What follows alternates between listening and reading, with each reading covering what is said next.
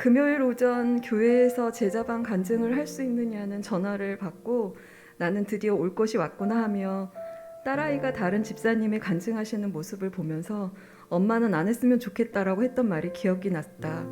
하지만 세상 사람들이 주목하지 않는 자리에 있는 내가 나의 삶의 자리에서 예수님으로 충분하다 고백하며 그 예수님이 주시는 영원히 목마르지 않는 기쁨의 생수를 마시며 살아가는 간증이 하나님의 복음과 생명의 역사를 드러내는 통로로 사용되고 하나님께 영광을 돌릴 수 있는 것이 되기를 소망하며 순종하는 마음으로 간증의 자리에 서게 되었다. 나는 복음의 향기가 전혀 없는 집에서 자랐다. 아버지는 사람 좋다는 소리를 들으셨지만 술을 너무 좋아하셔서 엄마와 가끔씩 다퉜고 복음을 전하는 고모에게 자신을 스스로 신이라 칭하며 하나님을 부정했다. 엄마는 아들을 낳기 위해 온갖 미신을 믿었고 어렵게 아들을 낳은 후에는 그 아들을 위해 굿을 일삼는 분이셨다.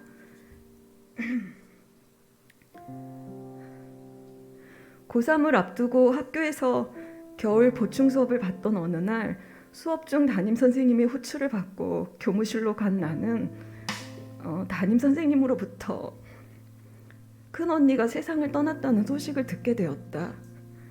루푸스라는 질병으로 2년을 투병하던 큰 언니가 26살이라는 젊은 나이에 세상을 떠난 것이다. 예민한 시기에 언니의 죽음을 옆에서 본 나는 죽음에 대한 큰 공포를 가지게 되었다. 어쩌다 꿈에서 언니가 나오면 그 하루를 망쳐버릴 정도로 힘들었다. 그러면서 사람이 왜 죽는 것이며 죽음 후에는 어떻게 되는 것인지, 사람들이 이야기하는 천국과 지옥이 진짜 있는 것인가 하는 등등 죽음에 대한 많은 생각을 하며 두려움이 더 커져만 갔다. 그러던 중 대학교 2학년 때 동네의 작은 개척교회 전도사님과 우연히 성경 공부를 시작하게 되었다. 지금 생각해보면 어찌 그리 쉽게 성경 공부를 하겠노라고 이야기했는지 그것은 강력한 하나님의 인도하심이었다. 성경 공부를 하던 중 나는 말씀으로 내가 죄인이라는 것을 깨닫고 죄가 없으신 예수님께서 나의 죄를 위하여 십자가에서 모진 고통을 감내하시며 죽으셨고 말씀대로 3일 만에 부활하셨음을 알게 되었다. 그런 예수님을 믿고 나의 구주로 받아들이기만 하면 나를 영원한 죽음에서 영원한 생명으로 옮겨주심을 깨닫게 되었다. 나는 말씀을 통해서 살아계신 예수님을 영접하고 나의 구원자여 나의 주님으로 모시고 새로운 피조물로 거듭나게 되었다. 그렇게 예수님을 영접한 후 죽음에 대한 공포를 극복하게 되었고 예수님의 자녀에게는 죽음이 끝이 아니고 하나님의 영광으로 가득 찬 천국 백성으로의 새로운 시작이라는 것을 알게 되었다. 그 후에 교회에서 남편을 만나 결혼하고 믿음의 배우자를 맞이한 나는 세상 말로 꽃길만 걸을 줄 알았다. 하지만 삶의 여기저기에 예상치 못한 고난이 숨어 있었다. 친정아버지가 퇴직 후 받은 퇴직금과 모든 재산을 사기를 당해 집이 완전히 망했고 아버지는 생활고와 그 스트레스를 얻은 병원으로 7년여를 고생하시다 돌아가셨다. 모든 것을 다 잃고 난 후 아버지는 예수님을 영접하고 어머니와 같이 교회에 나가기 시작했고 하나님의 품속으로 가셨다. 그 후에 남편의 형이 교통사고로 갑자기 세상을 떠나며 큰언니와의 이별을 다시는 겪고 싶지 않았던 형제를 잃는 아픔을 겪으며 실질적 장남이 된 남편을 따라 어머니를 모셔야 하는 부담감과 미국에 아이들을 데리고 나가 있던 형수님과 한국의 가족을 중재하는 일로 중압감을 가지고 살아가게 되었다.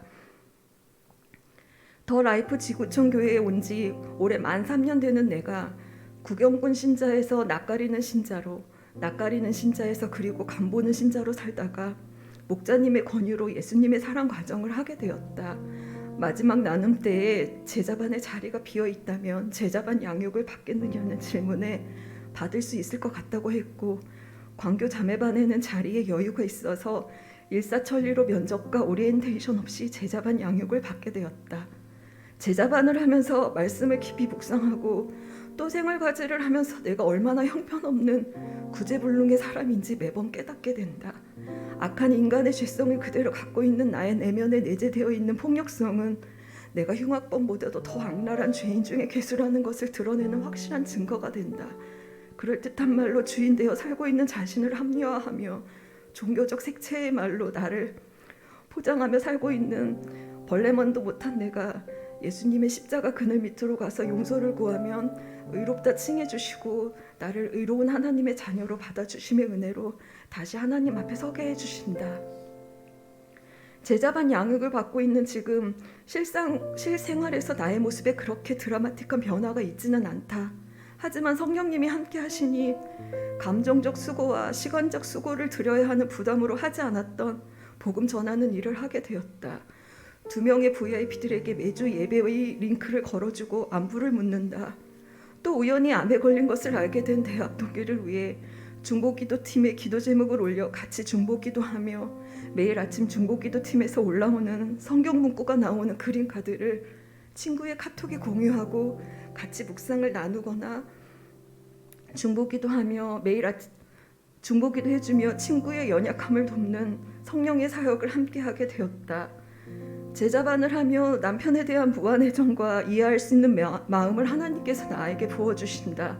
또한 나에게 배우자란 물음에 감추인 보아라고 고백할 수 있게 해주신다.